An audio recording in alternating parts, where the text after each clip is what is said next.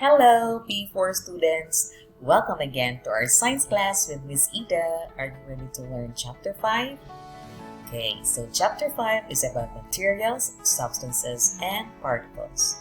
For this video lesson, we're going to learn the first topic. For Lesson 1, Particle Model and Properties. What are our learning aims?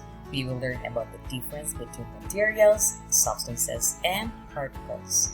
We will describe the particle model for solids and liquids. We will use the particle model to explain the properties of solids and liquids and learn that particles are constantly moving. For Chapter 2 questions, look at the picture.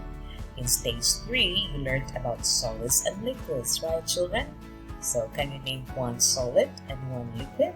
Don't forget to submit your answers in the Google Classroom. For our thinking cap, I wonder why a solid doesn't fill up a container like a liquid does. Why do you think, children? Let's try to find out.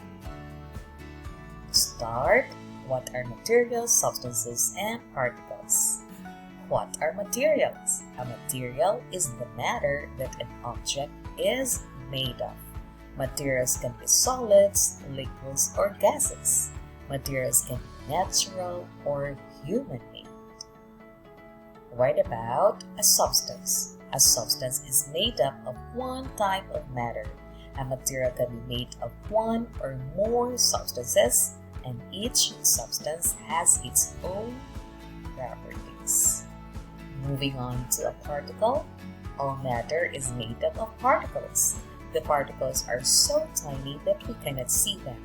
Scientists use a model to understand how particles in different states of matter behave.